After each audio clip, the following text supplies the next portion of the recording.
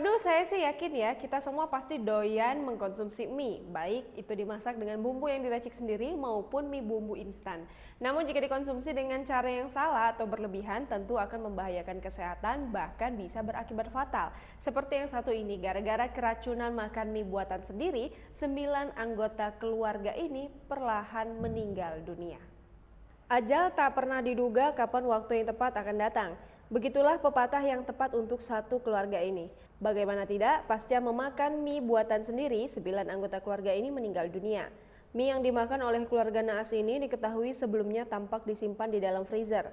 Usut punya usut, ternyata mie tersebut telah disimpan selama lebih dari 1 tahun di lemari pendingin. Mie tersebut mengandung tepung jagung yang terfermentasi. Hal tersebut yang menyebabkan satu keluarga keracunan akibat senyawa asam bongkrek. Semua itu berawal ketika keluarga yang berlokasi di Jixi, Provinsi Heilongjiang, Cina. Mereka memakan hidangan Cina yang disebut Suan Tangzi pada 5 Oktober lalu. 7 orang dewasa jatuh sakit dan meninggal 5 hari kemudian usai menyantap makanan tradisional itu. Kemudian 2 orang lainnya yang mana salah satunya diidentifikasi bernama Li meninggal pada Senin 19 Oktober 2020. Untungnya 3 anak dari anggota keluarga tersebut selamat. Mereka menolak mie tersebut karena menurut mereka rasanya tidak enak.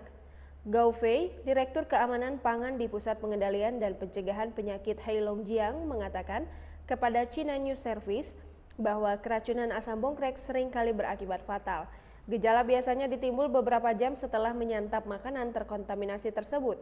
Gejala biasanya ditandai dengan sakit perut, berkeringat, kelemahan general, dan akhirnya koma.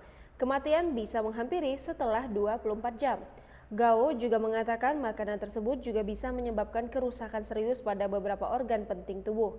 Keracunan makanan seperti itu, lanjut Gao, belum ditemukan obat penawarnya. Resiko kematian pun dikatakan cukup tinggi. Asam bongkrek, kata Gao, bahkan tahan direbus dengan suhu tinggi. Asam ini merupakan racun mematikan yang diproduksi dari kelapa yang difermentasi.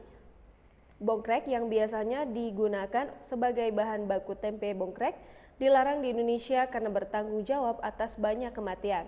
Antara tahun 1951 sampai dengan 1975, rata-rata 288 keracunan dan 34 kematian yang disebabkan oleh asam bongkrek dilaporkan di Indonesia setiap tahun. Di Mozambik, kontaminasi asam bongkrek dalam bis produksi lokal juga menyebabkan kematian pada 75 orang dan 200 orang dirawat inap. Perlu diwaspadai adapun makanan sehat yang bisa beracun bagi tubuh.